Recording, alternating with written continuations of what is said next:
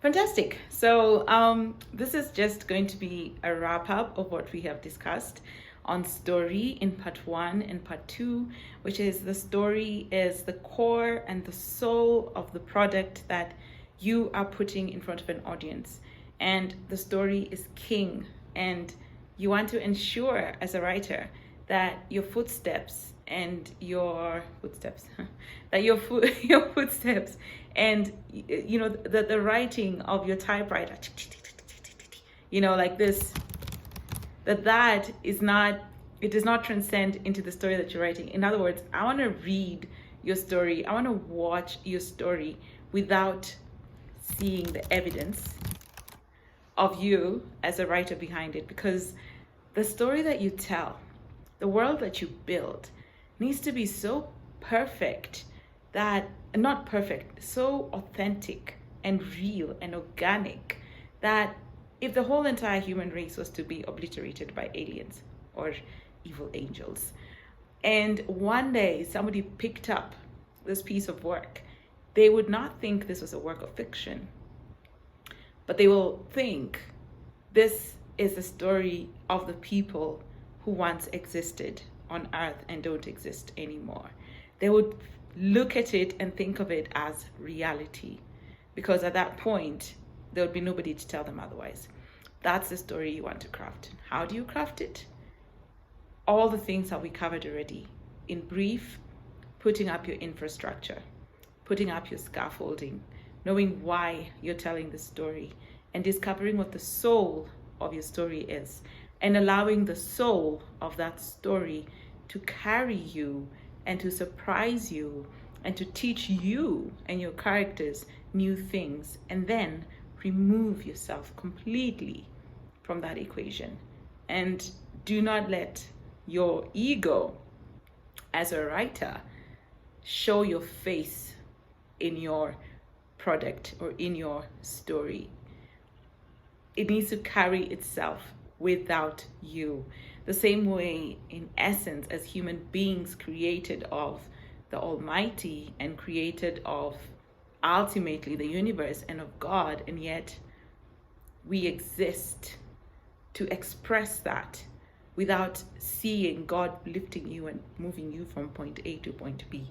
So a great God has creation without the obvious evidence of that God in it. And you are the God of your creation, but you're not the God of your story. God is the Almighty God of the universe, and yet we of free will wake up and do the things that we need to do, right? That is what you want for your characters. How you know how these characters are supposed to play out? We all talk about genre, and I did kind of like touch on genre a little bit, in the part one and part two.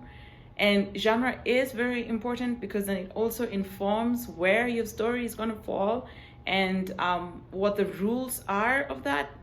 But I always believe, because every genre has a sub-genre, right? Every genre has a sub-genre.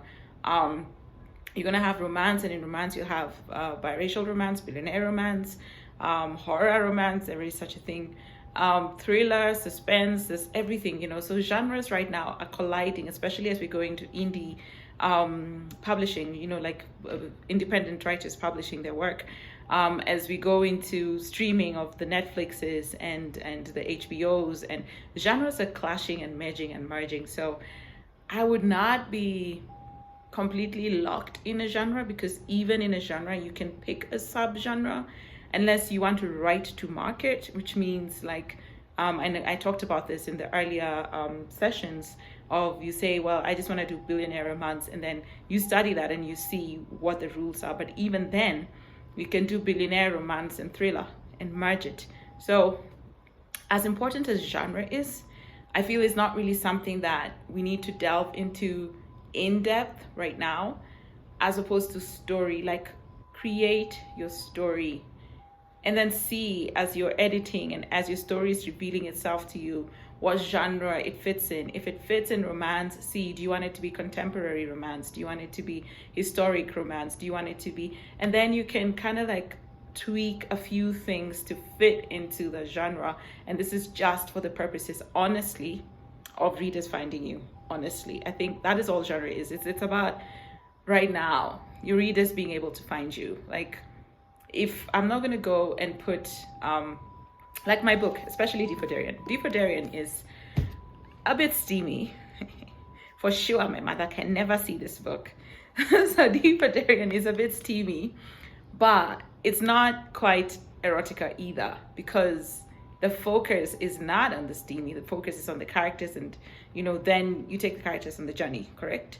So I am not going to put D for Darien up under an erotic genre, a subgenre in Amazon. And the only reason I'm not going to do that is because I don't want to annoy those readers. If somebody is coming and the only thing they want to experience, or not the only thing, but the main thing they want to experience in a book is the steam, and here I am with my semi-steam, I annoy them. Because they'll pick up and they'll be reading and they'll be reading and it's like, they'll get annoyed, right? So you don't want to do that. So you want your author, your readers to be clear on what it is that they're picking up. On the other hand, I'm not going to go and take D for Darien and put it under clean romance, because that is also now become a subgenre, because there's some people who, oh my God, I do not want to read about some things, and which is fine. I'm doing that. I'm on the light note, I'm doing that. So I don't want to say it's a clean romance and then they pick it up and then they get offended. So part of the purpose of genre is so that your readers know what it is that they are going to pick up and read. They know exactly what it is that they're in for. I'm also not going to go and put D for Darien, for instance, under romantic horror, because it's not a horror. So if a horror reader picks up the thing at romantic horror, and now they're expecting for real these cockroaches to start talking, and there's no talking cockroaches, you annoy them. So it's really about making a promise to your reader that when you pick my book, for instance, V for Visa could be under clean, because it's cleaner. So clean romance. So you're telling them, when you pick this book, this is what you're expecting. When you pick this book, it's gonna be interracial, billionaire, romance, African, all the things that they are to expect. Small town in a way, because Nairobi is a city, but then if it's against New York, then it's kind of like small town. So it's all the things, the promise. The genre is a promise that you're making to your reader. And you can be bold about it. You can go off and do other stuff and reinvent your own stuff, or you can stick within the more stricter lines of the genre that you are writing in.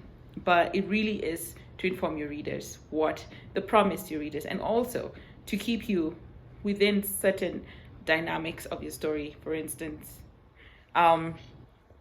within certain dynamics of your story, so that you also don't go off the rails and start putting things in there that do not belong in there, based on the promise that you have given to your readers, which is based on the soul of your story.